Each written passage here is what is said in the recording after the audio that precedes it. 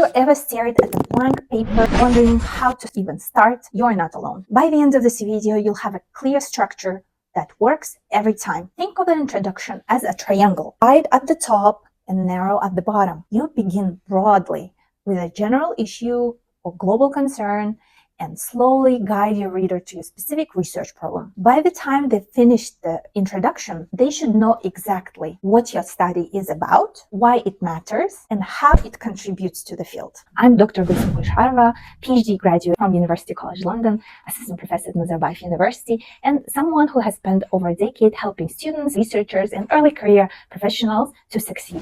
Let's be honest, writing introduction is hard. You are expected to convince the reader that your paper is good even before you have a chance to explain your results or show your results. That is why I recommend writing only a draft introduction at the beginning, but come back to it to rewrite after you're done with your results and discussion part. And in fact, that's what happens. However, in order to write the discussion, you need to know what this paper is for, or which journal you'll be submitting to. If you haven't done that yet, I recommend to go back and know clearly what your paper is for. But let's say you've already determined what your paper is for and you're writing your introduction, then I will show you how to do it right from the start. So here's the triangle in action. Start with a general problem, the big picture issue your research connects to. Then narrow down to specific gap in existing research. What has been done and what is missing. Third, present your research aim and approach, your solution, your method, and contribution. You see, it's very specific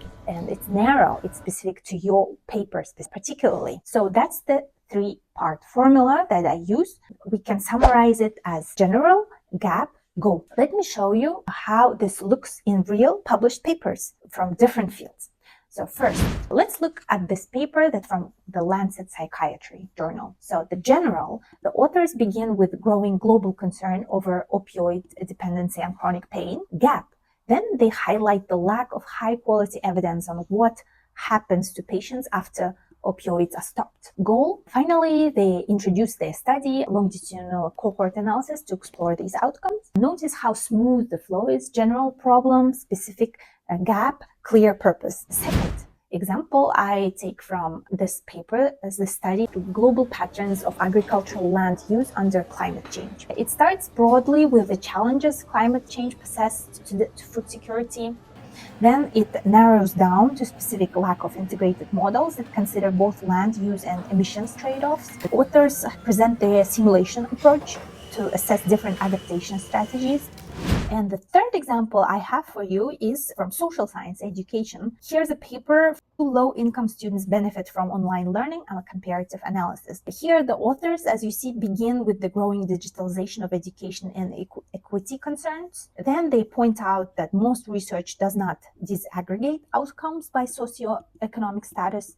Finally, they close the introduction by stating their goal to compare online learning outcomes for low-income versus higher-income students using national survey data. And again, as you see, it's a triangle. It helps guide the reader naturally towards the study purpose. So even in the fields with more conceptual writing, the triangular structure holds. So you see, it's very intuitive.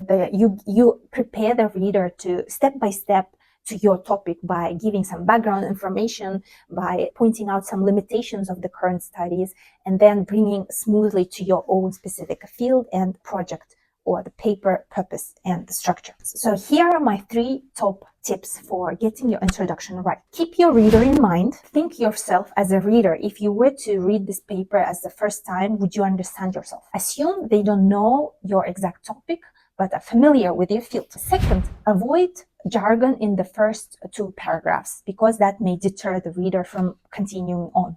This is like a hook to your paper. You need to compel and attract the reader to read on. Be as clear as possible. Third, don't bury your research question. Make it visible and memorable. Make it clear. Do not use very complicated words. So when you structure it this way, reviewers will immediately understand the novelty and the value of your work, and that's key to getting published. So now you know the introduction is not a mystery, it's a message, it's a story, and the purpose of introduction is to lure your reader into your project and to read on your results. And with this triangular method that I just presented to you, you can tell your story clearly and confidently. If you found this helpful, subscribe and leave a comment on what kind of challenges you have in writing research papers. You've got this. Now go write your introduction, and I'll see you in the next video.